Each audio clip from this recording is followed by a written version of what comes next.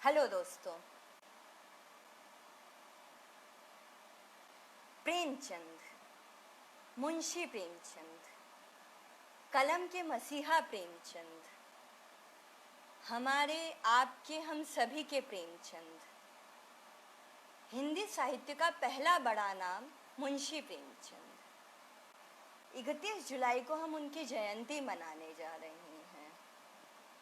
और इसी जयंती के मौके पर हम सभी लोग इकट्ठा होकर बारी बारी से आपको उनकी कहानियां सुना रहे हैं। मैं उम्मीद करती हूँ मेरी आवाज़ आप सभी तक पहुँच रही होगी। इसी जयंती के मौके पर हम सभी इकट्ठा होकर उनकी कहानियाँ आपको सुना रहे हैं।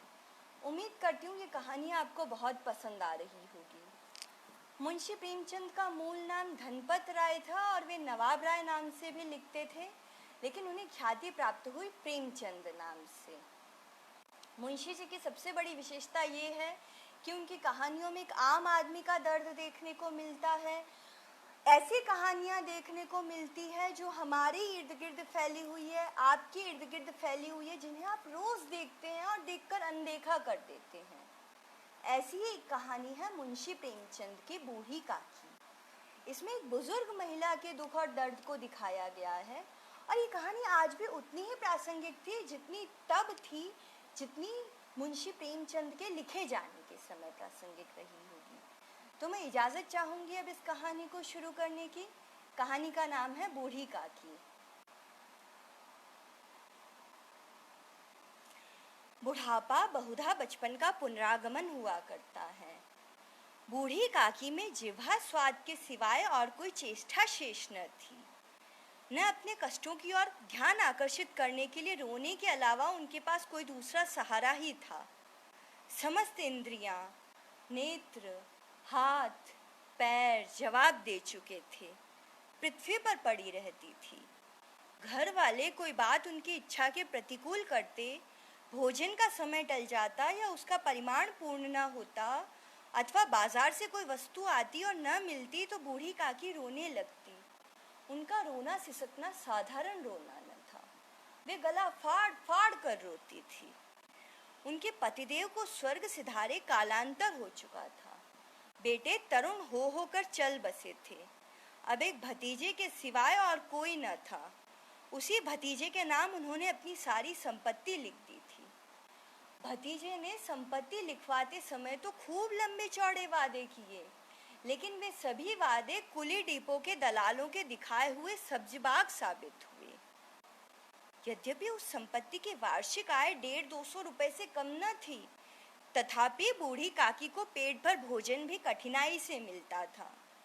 इसमें उनके भतीजे पंडित बुद्धिराम का अपराध था अथवा उनकी अर्धांगिनी श्रीमती रूपा का, इसका निर्णय करना सहज नहीं।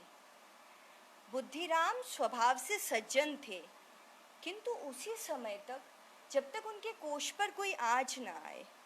रूपा स्वभाव से तीव्र थी सही, पर ईश्वर से डरती थी। अतएव बूढ़ी काकी को उसकी तीव्रता इतनी न खलती थी जितनी बुद्धिराम की भलमनसाहत। बुद्धिराम को कभी कभी अपने अत्याचार पर खेद भी होता था। विचारते कि इसी संपत्ति के कारण मैं इस समय भला मानुस बना बैठा हूँ। यदि भौतिक आश्वासन और सूखी सहानुभूति से स्थिति में सुधार हो जाता तो उन्हें कदाचित कोई आपत्ति न भी होती, परंतु विशेष व्यय का भय उनकी सुचेष्टा को दबाए रखता। यहाँ तक कि यदि द्वार पर कोई भला आदमी बैठा होता और बूढ़ी काकी उस समय अपना राग अलापने लगती तो वह आग हो जाते और घर में आकर उन्हें जोर से डांटते। लड़कों को तो बुढ़ों से स्वाभाविक विद्वेष होता ही है, और जब माता पिता का ये रंग देखते तो वे भी बूढ़ी काकी को और सताया करते। कोई चुटकी काट कर भाग जाता, कोई उन पर पानी की कुल्ली कर देता। काकी चीख मार कर रोती, परंतु यह बात प्रसिद्ध थी कि वे केवल खाने के लिए रोती हैं, अतः उनके संताप और आर्तनाद पर कोई ध्यान नहीं देता था। हाँ, काकी क्रोधातुर होकर बच्चों को गालियां देने लगती तो रूपा घटना स्थल पर आ पहुंचती, और इस भय से काकी अपनी जिह्वा कृपाण का कदाचित ही प्रयोग करती थी। यद्यपि उपद्रव शांति का यह उपाय रोने चीखने चिल्लाने से कई गुना बेहतर था। संपूर्ण परिवार में यदि काकी से किसी को अनुराग था तो वह बुद्धिराम की छोटी लड़की लाडली थी। लाडली अपने दोनों भाइयों के भय से अपने हिस्से की मिठाई चबेना बूढ़ी काकी के पास बैठकर खाया करती थी। यही उसका रक्षागार था। और यद्यपि काकी की शरण उनकी लोलुपता के कारण बहुत महंगी पड़ती थी, तथापि भाइयों के अत्याचार से सुरक्षा कहीं सुलभ थी। तो बस यही इसी स्वार्थानुकूलता ने उन दोनों में सहानुभूति का आरोपण कर दिया था। रात का समय था। बुद्धिराम के द्वार पर शहनाई बज रही थी और गांव के बच्चों का झुंड विस्मयपूर्ण नेत्रों से गाने का रसास्वादन कर रहा था। चारपाई पर मेहमान विश्राम करते हुए नाइयों से मुक्कियां लगवा रहे थे। समीप खड़ा भाट बिरुदावली सुना रहा था और कुछ भावज्ञ मेहमानों की वाह वाह पर ऐसा खुश हो रहा था मानो इस वाह वाह का यथार्थ में वही एक अधिकारी है। एक दो अंग्रेजी पढ़े हुए नवयुवक इन व्यवहारों से उदासीन थे। वे इस ग्वार मंडली में बोलना और सम्मिलित होना अपनी प्रतिष्ठा के प्रतिकूल समझते थे। आज बुद्धिराम के बड़े लड़के मुखराम का तिलक आया है। यह उसी का उत्सव है। घर के भीतर स्त्रियां गा रही हैं और रूपा मेहमानों के लिए भोजन बनाने में व्यस्त है। भट्टियों पर कड़ाह चढ़ रहे हैं। एक में पूड़ियाँ कचौरियाँ निकल रही है तो दूसरे में अन्य पकवान बनते थे। एक बड़े हंडे में मसालेदार तरकारियाँ पक रही थी। घी और मसाले की क्षुधावर्धक सुगंधी चारों ओर फैली हुई थी। बूढ़ी काकी अपनी कोठरी में शोकमय विचार की भांति बैठी हुई थी। यह स्वाद मिश्रित सुगंधी उन्हें बेचैन कर रही थी। वे मन ही मन विचार कर रही थी। संभवतः मुझे पूरियां नहीं मिलेंगी। इतनी देर हो गई, कोई भोजन लेकर ही नहीं आया। मालूम होता है सब लोग भोजन कर चुके हैं। मेरे लिए कुछ न बचा। यह सोचकर उन्हें रोना आया, परंतु अपशकुन के भय से वह रो न सकी। आहा, कैसी सुगंधी है। अब मुझे कौन पूछता है। जब रोटियों के ही लाले पड़े हैं तब ऐसे भाग्य कहाँ कि भरपेट पूरियां मिल सके। यह विचार कर उन्हें रोना आया। कलेजे में हूक सी उठने लगी, परंतु रूपा के भय से उन्होंने फिर मौन धारण कर लिया। बूढ़ी काकी देर तक इन्हीं दुखदायक विचारों में डूबी रही। घी और मसाले की सुगंधी रह रहकर मन को आपे से बाहर किए देती थी। मुंह में पानी भर भर आता था। पूरियों का स्वाद स्मरण करके हृदय में गुदगुदी होने लगी थी। किसे पुकारूं? आज लाडली बेटी भी नहीं आई। दोनों छोकरे सदा दिख दिया करते हैं। आज उनका भी कहीं पता नहीं। कुछ मालूम तो होता कि क्या बन रहा है। बूढ़ी काकी की कल्पना में पूरियों की तस्वीर नाचने लगी। खूब लाल लाल फूली फूली नरम नरम होंगी। रूपा ने भली भांति भोजन किया होगा। कचौरियों में अजवाइन और इलायची की महक आ रही होगी। एक पूरी मिलती तो जरा हाथ में लेकर देखती। क्यों न चलकर कड़ाह के सामने ही बैठूं। पूरियां छन छन कर तैयार होती होंगी। कड़ाह से गरम गरम निकाल कर थाल में रखी जाती होंगी। फूल हम घर में भी सूंघ सकते हैं, परंतु वाटिका में कुछ और ही बात होती है। इस प्रकार निर्णय करके बूढ़ी काकी उकड़ू बैठकर हाथों के बल सरकती हुई बड़ी कठिनाई से चौखट से उतरी और धीरे धीरे रेंगती हुई कढ़ा के पास जा बैठी। यहाँ आने पर उन्हें उतना ही धैर्य हुआ जितना भूखे कुत्ते को खाने वाले के सम्मुख बैठने में होता है। रूपा उस समय कार्यभार से उद्विग्न हो रही थी। कभी इस कोठे में जाती, कभी उस कोठे में, कभी कड़ाह के पास जाती, कभी भंडार में जाती। किसी ने बाहर से आकर कहा, महाराज ठंडाई मांग रहे हैं। ठंडाई देने लगी।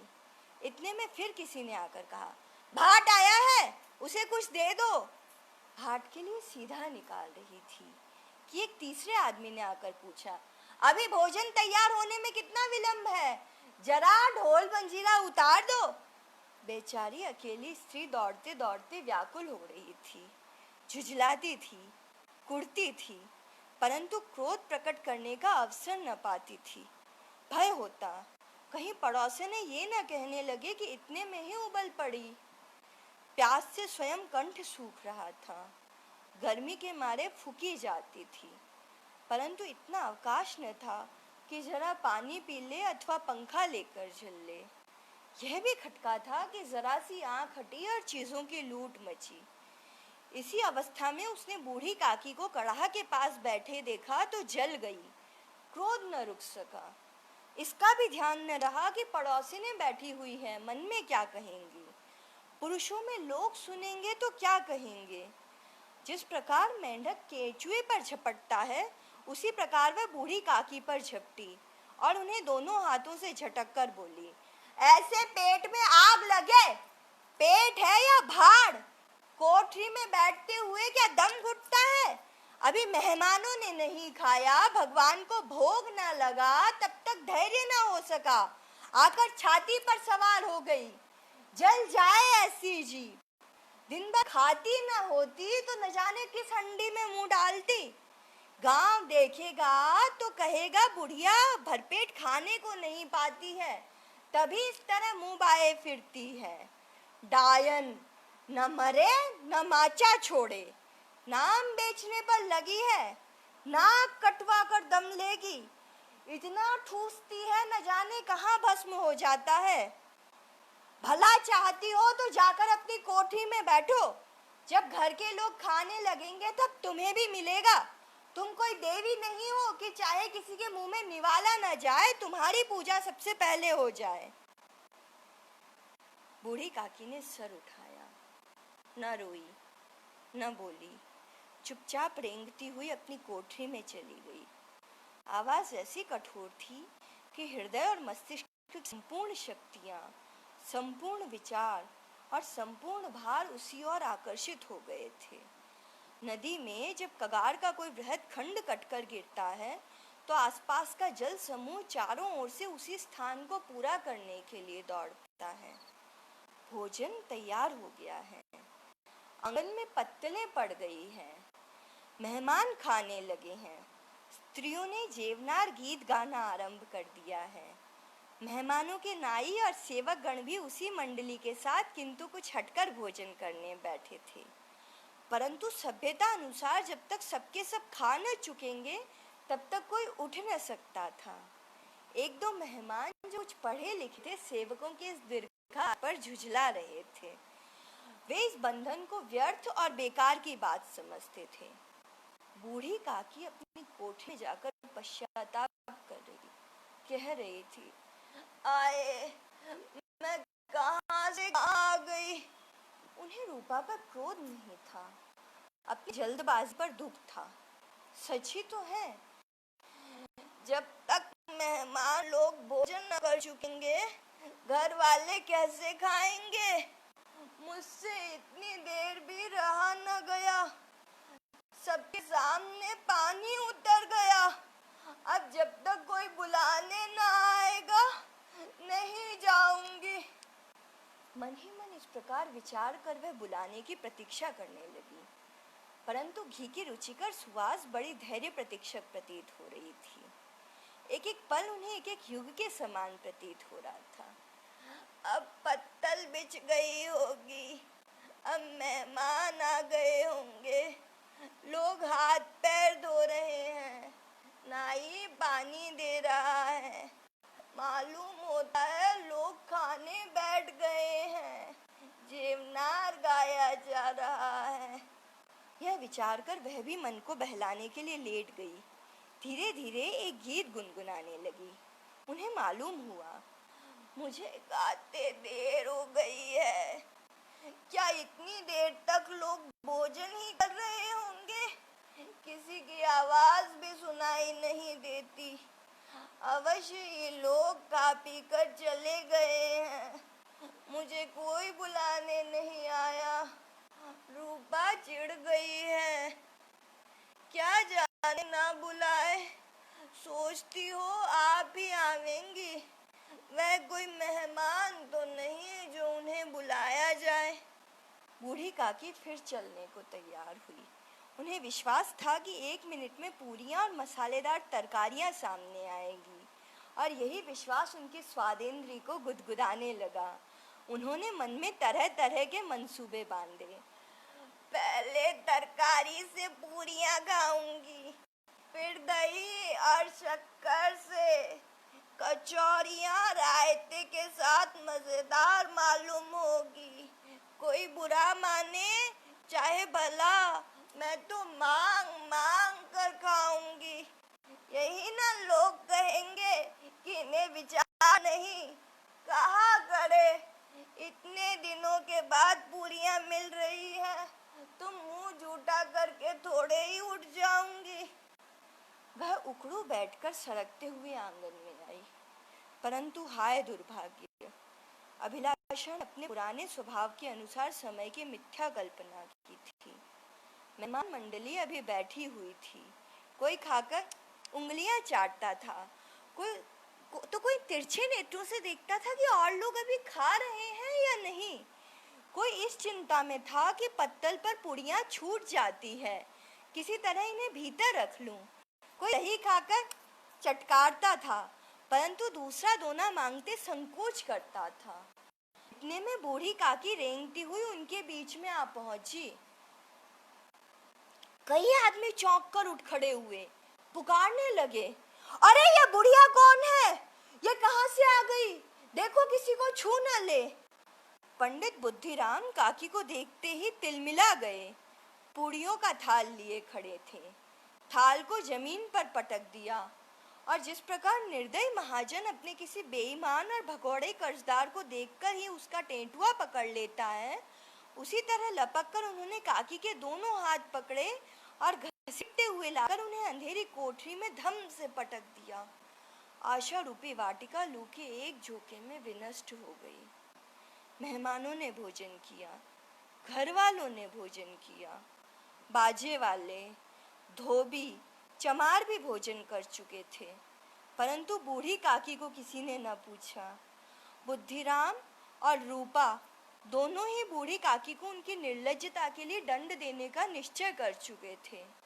उनके बुढ़ापे पर, दीनता पर, हठ ज्ञान पर किसी को करुणा न आई। अकेली लाडली उनके लिए कुढ़ रही थी। लाडली को काकी से अत्यंत प्रेम था। बेचारी भोली लड़की थी। बाल विनोद और चंचलता की तो उसमें गंध तक न थी। दोनों बार जब उसके माता पिता ने काकी को निर्दयता से घसीटा तो लाडली का हृदय ऐंठ कर रह गया। वह झुझला रही थी कि हम लोग काकी को बहुत सी पूरियां क्यों नहीं देते? क्या मेहमान सबके सब खा जाएंगे? और यदि काकी ने मेहमानों से पहले खा लिया तो क्या बिगड़ जाएगा? वह काकी के पास जाकर उन्हें धैर्य देना चाहती थी, परंतु माता के भय से न जाती थी। उसने अपने हिस्से की पूड़ियां बिल्कुल न खाई थी, अपनी गुड़िया की पिटारी में बंद कर रखी थी। उन पूड़ियों को वह काकी के पास ले जाना चाहती थी। उसका हृदय अधीर हो रहा था। बूढ़ी काकी मेरी बात सुनते ही उठ बैठेंगी, पूड़ियां देखकर कैसी प्रसन्न होंगी, मुझे खूब प्यार करेंगी। रात के 11 बज रहे थे। रूपा आंगन में पड़ी सो रही थी। लाडली की आंखों में नींद न आती थी। काकी को पूड़ियां खिलाने की खुशी उसे सोना न देती थी। उसने गुड़ियों की पिटारी सामने ही रखी थी। जब विश्वास हो गया कि अम्मा सो रही है तो वो चुपके से उठी और विचारने लगी, कैसे चलूं? चारों ओर चूल्हों में आग चमक रही थी और चूल्हों के पास एक कुत्ता लेटा हुआ था। लाडली की दृष्टि सामने वाले नीम पर गई। उसे मालूम हुआ कि उस पर हनुमान जी बैठे हुए हैं। उनकी पूंछ, उनका गदा सब स्पष्ट दिखाई दे रहा था। मारे भय के उसने आंखें बंद कर ली। इतने में एक कुत्ता उठ बैठा। लाडली को ढाढ़स हुआ। कई सोते हुए मनुष्यों के बदले एक जागता हुआ कुत्ता उसके लिए अधिक धैर्य का कारण हुआ। उसने पोटली उठाई और काकी की कोठरी की ओर चली। बूढ़ी काकी को केवल इतना स्मरण था कि किसी ने मेरे हाथ पकड़कर घसीटे। फिर ऐसा मालूम हुआ जैसे कोई पहाड़ पर उड़ाए लिए जाता है। उनके पैर बार बार पत्थरों से टकराए। तब किसी ने उन्हें पहाड़ पर से पटक दिया। वे मूर्छित हो गई। जब वे सचेत हुई तो किसी की जरा भी आहट न मिलती थी। वे समझी कि सब लोग खा पी कर सो गए और उनके साथ मेरी तकदीर भी सो गई।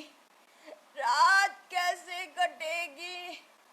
राम, क्या खाऊं?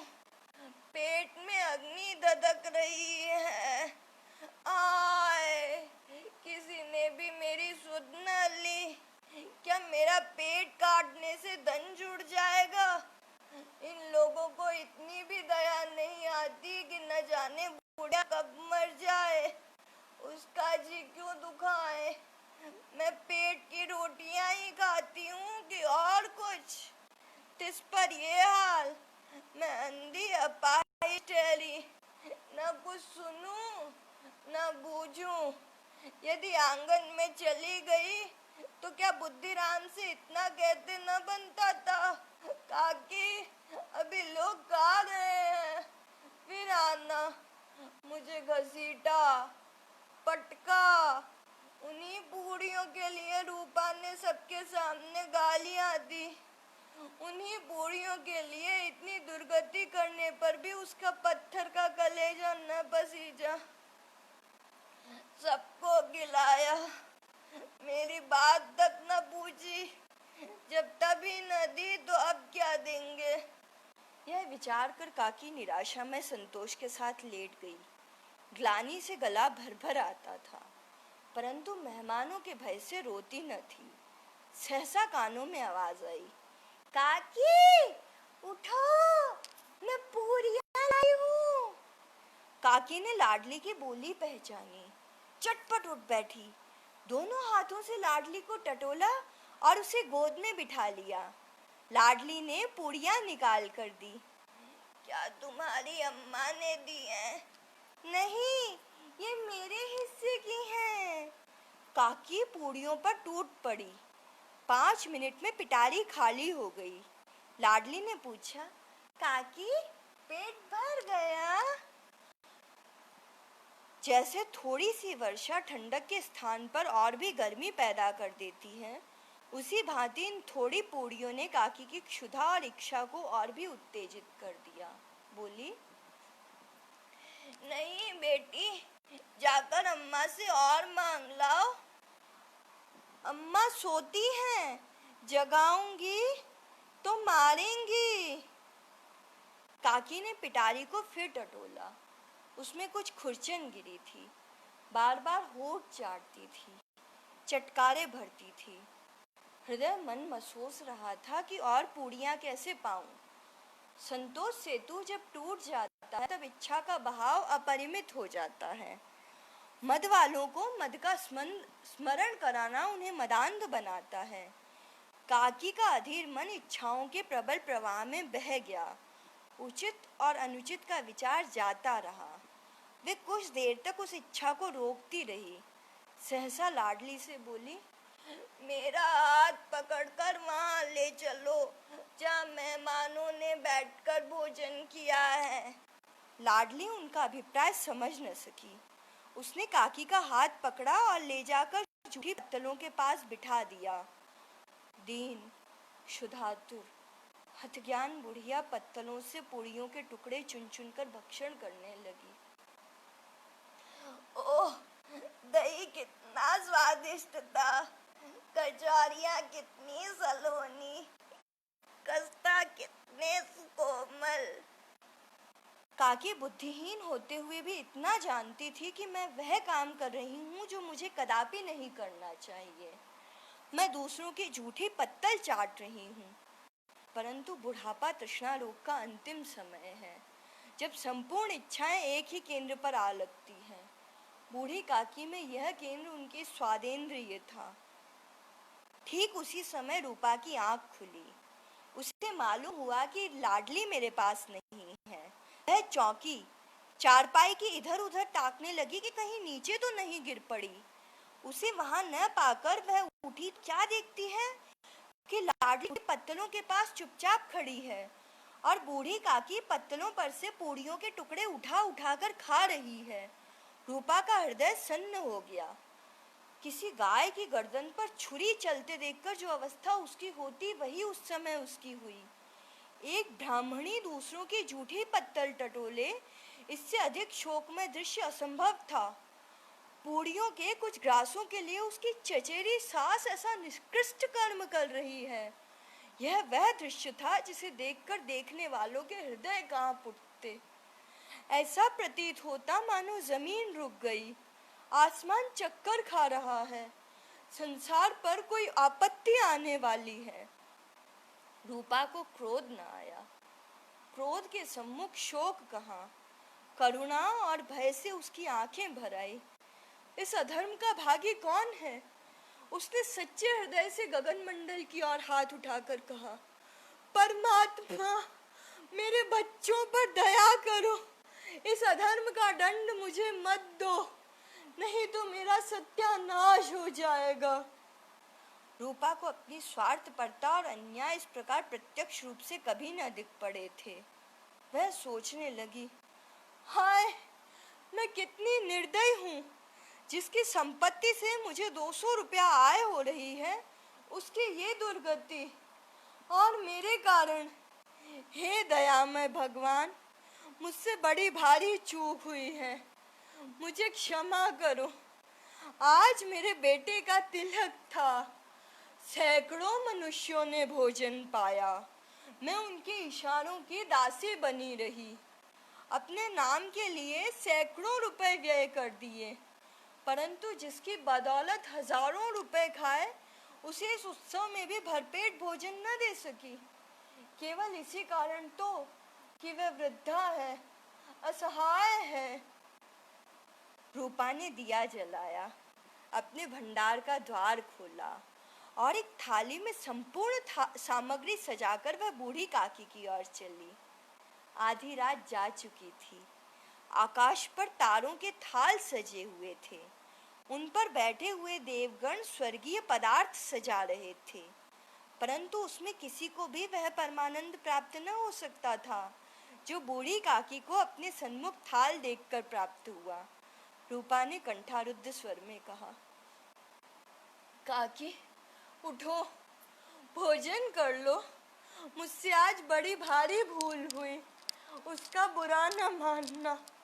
परमात्मा से प्रार्थना कर दो कि वह मेरा अपराध क्षमा कर दे। भोले भोले बच्चों की भांति जो मिठाइयाँ पाकर मार और तिरस्कार सब भूल जाते हैं, बूढ़ी काकी वैसे ही सब भुलाकर बैठी हुई खाना खा रही थी। उनके एक एक रोए से सच्ची सदिच्छाएं निकल रही थी, और रूपा, वो तो बैठी स्वर्गीय दृश्य का आनंद लेने में निमग्न थी। धन्यवाद दोस्तों। उम्मीद करती हूँ मुंशी प्रेमचंद की ये कहानी बूढ़ी काकी आपको बेहद पसंद आई होगी। नमस्कार।